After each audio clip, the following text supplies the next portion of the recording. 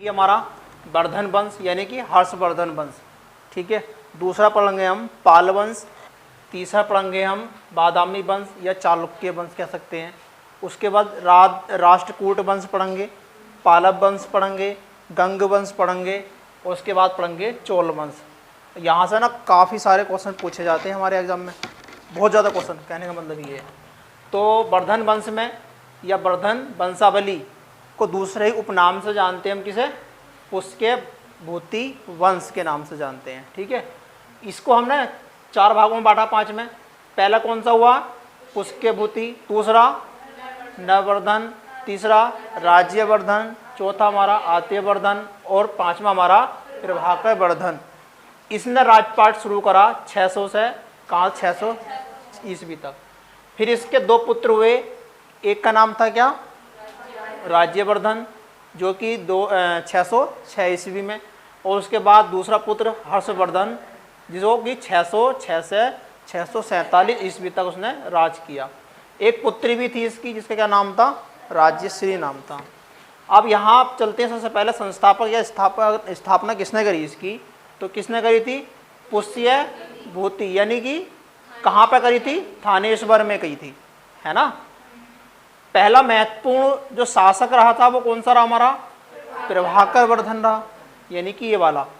ठीक है, नहीं स्थापना तो इसने कर दी, लेकिन जो राजपाट का सबसे ज़्यादा महत्वपूर्ण रहा या सबसे अच्छा राजा रहा वो कौन सा? हमारा प्रभाकर वर्धन था। उसके बाद हर्षवर्धन ने 606 से 647 ईस्वी तक राजपाट किया और एक महान शासक के रूप में उभर के आया। उसके बाद हर्षवर्धन ने राजधानी अपनी कहाँ से? थानेश्वर से कहाँ पहुँचा दी? थानेश्वर से कहाँ पहुँचा दी? कन्नौज पहुँचा दी। उसके बाद हर्षवर्धन का दरबारी कवि कौन था भैया? बाणभट्ट था। ठीक है, बाणभट्ट ने एक रचना लिखी थी, क्या लिखी थी? हर्ष चरित्र, यानी हर्ष के चरित्र उसमें लिखा और नाम रख दिया हरिश्चंद्र चरित्र। उसके बाद हर्षवर्धन ने स्वयं, यानी हर्षवर्धन ने खुद अपने आप, एक तो नागाचंद, ठीक है, नागानंद, और एक रत्नावली, और एक क्या रखी? प्रियदर्शिका। इसने 3 रचना अपने आप करी, ठीक है, स्वयं लिखी। उसके बाद हर्षवर्धन काल में चीनी यात्री, क्या नाम था? ह्वेन सॉन्ग, जो कि कहाँ आया था? भारत आया। और आने के बाद उसने जो ये वाला, ठीक है, हर्षवर्धन नर्मदा नदी पर, कहाँ पर? नर्मदा नदी पर चालुक्य शासक किसके? पुलकेशर से पराजित हो गया, यानी हर्षवर्धन जो है हार गया किससे? इससे, चालुक्य वंश के शासक से। उसके बाद जो हर्षवर्धन काल में जो चीनी यात्री ह्वेनहान जो आया था वो कहाँ आया था?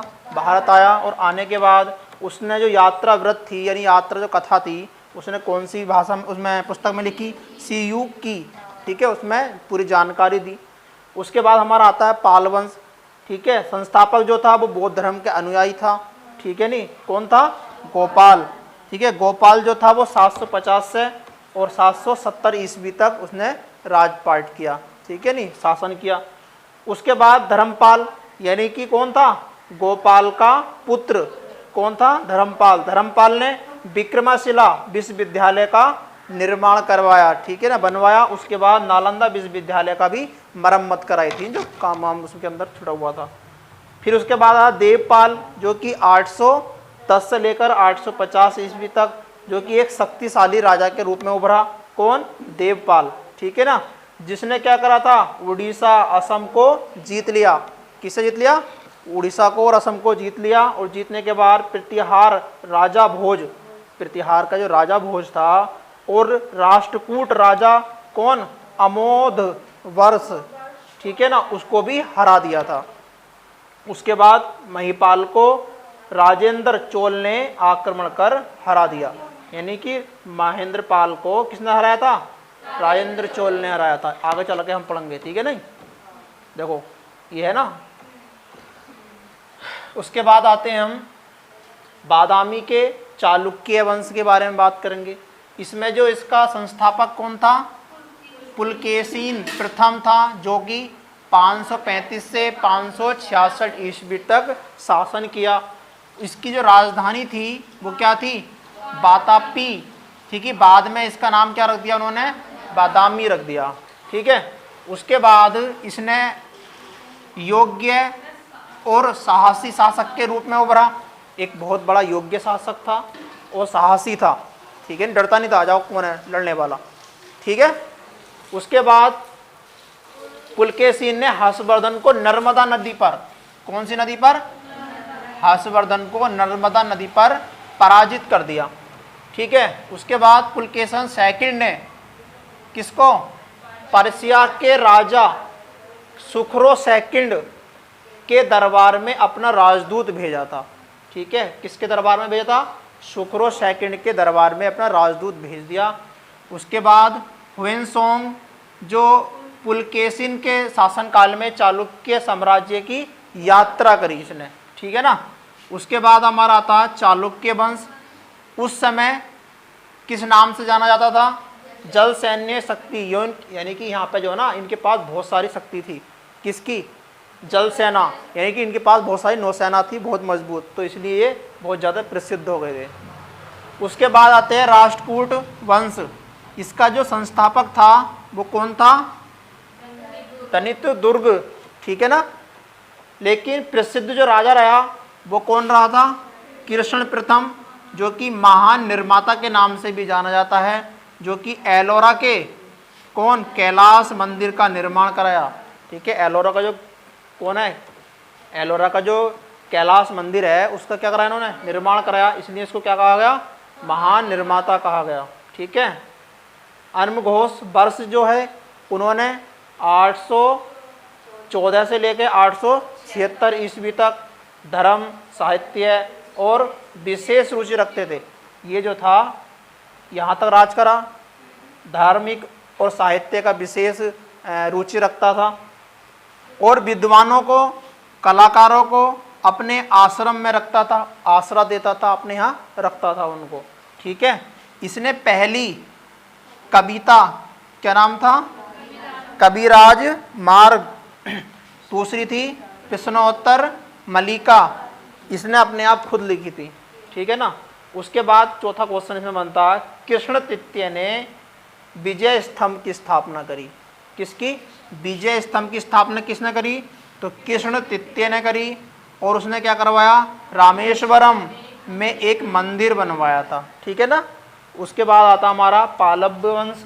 इसमें वास्तविक संस्थापक की बात करें तो इसमें आता सिंह विष्णु, जो कि 774 से लेकर 600 ईस्वी तक शासन करता है। और उसके बाद उसने कांची जो है क्या बताई, राजधानी बनाई थी अपनी।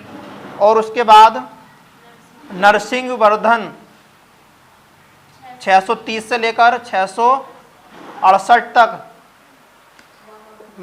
शासन करता है। और उसके बाद उसने क्या करा, एक महाबलीपुरम नाम का एक नगर स्थापित कर दिया। ठीक है ना। और क्या करा उसने, एकात्मक रथों, यानी 7 रथों वाला मतलब एक स्तंभ बनवाया उसने। और क्या कहते थे उसको, 7 पेंगोड़ा के नाम से भी उसको जाना जाता है। ठीक है। उसके बाद आता है इसके शासनकाल में जो हुएनसोंग जो था वो कांची की यात्रा करी उसने, है ना। और यहाँ पर किसकी यात्रा करी थी उनने, चालुक्य वंश की यात्रा करी। और यहाँ पर किसकी करी, कांची की यात्रा करी, क्योंकि यहाँ पर इसका राजधानी थी और यहाँ पर क्या थी, इसकी राजधानी थी, है ना। फिर आते हैं हम गंग वंश में।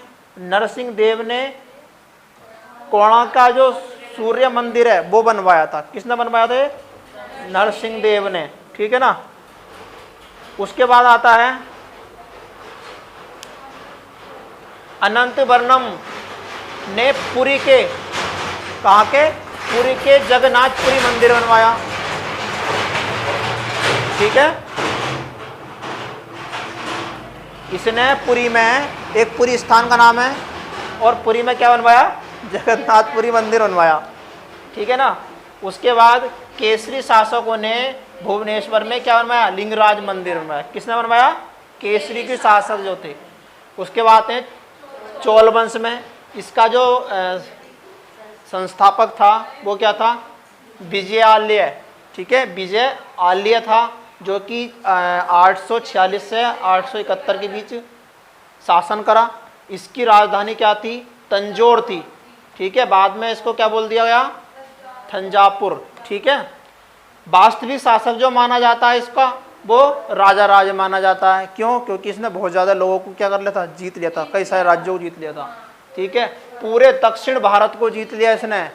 उसके बाद इसे दिखी श्रीलंका, अरे यार श्रीलंका तो पास में पड़ती है, क्या करो इसको भी जीत लो। तो जितनी ऊपर की श्रीलंका थी वो भी जीत ली।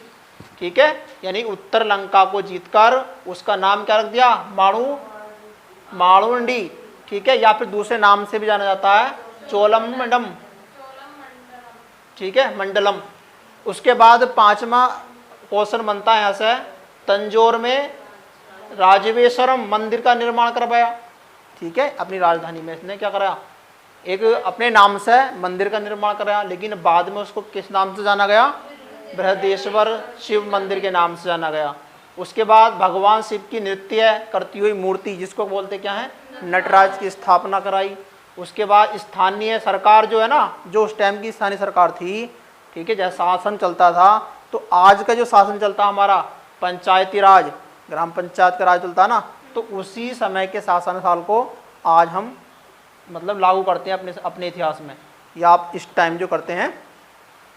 उसके बाद हमारा आता है राजेंद्र प्रथम, किसका पुत्र था? राजा राजपुत्र का था, पुत्र था इसका, है ना। तो इसने कब से स्टार्टिंग करा राजपाट? 1014 से लेकर 1044 तक। ठीक है, राजेंद्र फर्स्ट ने 1017 में संपूर्ण श्रीलंका पर, बाप ने तो केवल उत्तरी श्रीलंका जीती, लेकिन बेटा तो उससे भी आगे निकला, पूरी संपूर्ण श्रीलंका को जीत लिया। और वहाँ के शासक महेंद्र पंचम को बंदी बनाकर पांड्यों और चेरों के राज्य को भी जीत लिया। ठीक है, होश आने के बाद। और उसके बाद क्या हुआ? अभी पेट नहीं भरा उसका, क्या हुआ? राजेंद्र ने बंगाल का जो शासक था, जो पाल वंश का शासक था, क्या नाम उसका? महिपाल फर्स्ट, उसको भी पराजित कर दिया और वहाँ पे भी राजपाट कर लिया। और बाद में इसे गंगईकोंड की उपाधि दी गई जब ये शहर जीत लिए। बस एकमात्र उपाधि के लिए इन्हें सारा काम करा। ठीक है, समझ में आ गई? बहुत बड़ा टॉपिक है, एक बार दोबारा से देख लेंगे। ठीक है।